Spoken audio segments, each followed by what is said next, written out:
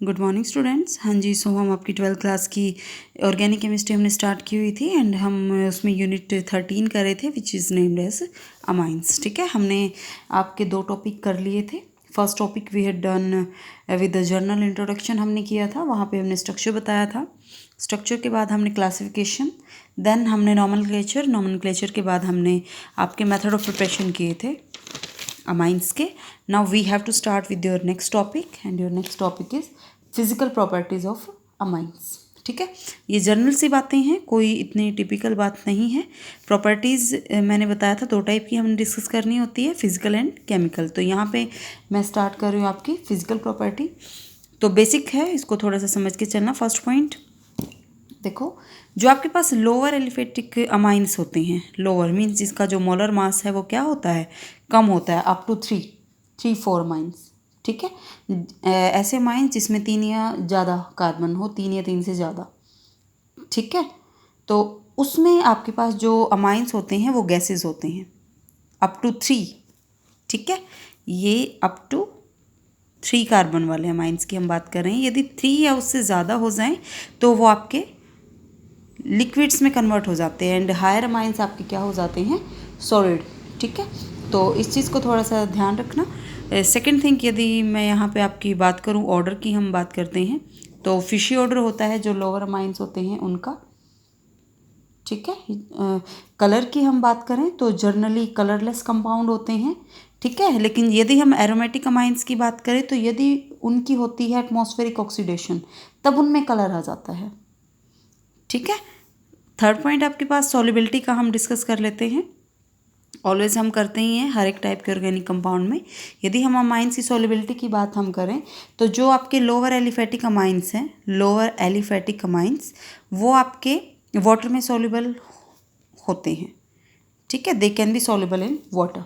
But जैसे ही आपके पास जो कार्बन का नंबर है वो इंक्रीज होता है, लोअर से हायर एलिफेटिक अमाइंस पे मूव करते हैं, तो वाटर में वो क्या हो जाते हैं, इनसॉल्युबल हो जाते हैं।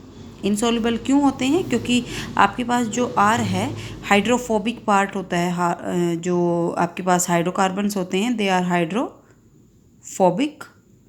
तो हाइड्रोफोबिक पार्ट आपके पास लार्ज हो जाता है इन हायर एलिफेटिक अमाइंस, तो जिसकी वजह से वो वाटर में क्या हो जाते हैं, इनसॉल्युबल।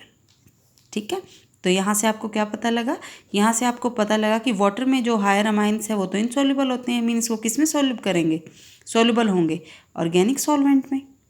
तो ये बहुत इंपॉर्टेंट पॉइंट है, ऑर्गेनिक सॉल्वेंट में वो आपके सॉल्युबल हो जाते हैं हायर अमाइंस। तो ये आपने याद रखना है ये पॉइंट कि यदि आपको क्या करना होता है, आपको आपके पास कोई 2 ऑर्गेनिक कंपाउंड का मिक्सचर है एंड यू हैव, एक उनमें से हायर एलिफेटिक अमाइन है एंड आपको सेपरेशन करनी होती है, तो you can use this method. तो ये चीज़ आपने अपने माइंड में रखनी है कि वो वाटर में तो इनसॉल्युबल होते हैं, लेकिन किसी भी ऑर्गेनिक सॉल्वेंट में क्या हो जाते हैं, सॉल्युबल हो जाते हैं, तो आप इजीली सेपरेट कर सकते हो। ठीक है, कंपैरिजन आता है सॉल्युबिलिटी में, मैं आपको बहुत बार बता चुकी हूँ। लाइक आपसे क्वेश्चन वहाँ पे पुट कर लिया गया कि अल्कोहल्स हैं, इक्वल मोलर मास के अमाइंस प्रेजेंट हैं, तो कोई भी आपके पास दे सकते हैं अल्कोहल एंड अमाइन का कोई भी एग्जांपल जिनका जो मोलर मास है वो इक्वल हो। आपसे क्वेश्चन पुट कर सकते हैं कि इनमें से वाटर में सॉल्युबल कौन सा होगा। ठीक है, यदि मैं आपका एग्जांपल दूं तो यदि हम ब्यूटेन 1 अमाइन की हम बात करें, ब्यूटेन 1 अमाइन एंड ब्यूटेनॉल की हम बात करते हैं, तो इनमें से क्वेश्चन आपसे पूछ सकते हैं कि out of butanol and butane amine which is more soluble in water, क्यों होता है एंड आपका कौन सा होता है। ठीक है, तो ये चीज़ हमेशा याद रखना, अल्कोहल्स आपके ज़्यादा सॉल्युबल होते हैं वाटर में, क्योंकि वो वाटर के साथ क्या फॉर्मेशन करते हैं, हाइड्रोजन बॉन्डिंग की। एंड जो इलेक्ट्रोनेगेटिविटी होती है आपके पास ऑक्सीजन की, जो अल्कोहल में होती है वो भी क्या होती है, हायर। ठीक है, तो इसलिए यहाँ से आपको क्या पता लगा कि अल्कोहल आपके पास ज़्यादा सॉल्युबल होते हैं in water as compare to particular amines.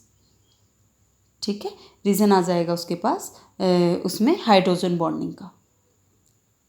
ठीक है, यदि हम इन्हीं में अमाइंस, ये तो हमने एक ऑर्गेनिक कंपाउंड की दूसरे से कंपेयर किया है, यदि हम अमाइंस का ही कंपेयर करें एक दूसरे से, लाइक प्राइमरी की हम बात करें, सेकेंडरी की, फिर टर्शरी की, तो यहाँ से आपसे कोई क्वेश्चन पुट कर ले कि इनमें से आपके पास कौन से अमाइंस हैं जो वाटर में ज़्यादा सॉल्युबल होते हैं, तो हमेशा याद रखना प्राइमरी वाटर में ज़्यादा सॉल्युबल होंगे, फिर सेकेंडरी, फिर टर्शरी। इसका रीज़न क्या होता है?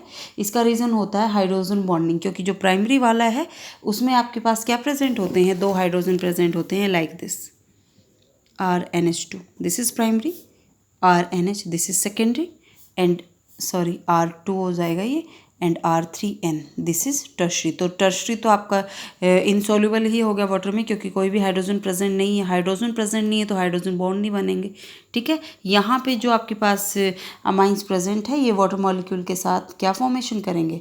हाइड्रोजन बॉन्डिंग की। तो ये पैटर्न रहता है, प्राइमरी मोर सॉल्युबल, फिर सेकेंडरी, फिर टर्शरी, ठीक है। तो इसको आप थोड़ा सा ध्यान रखना। यही आपका फिज़िकल प्रॉपर्टी में हम बेसिक चीज़ें यही हम डिस्कस करते हैं, क्या उनकी स्टेट होती है, गैसेस होती है, लिक्विड होती है, कोई भी ऑर्गेनिक कंपाउंड क्या ऑर्डर है, किस में सॉल्युबल होते हैं, ठीक है।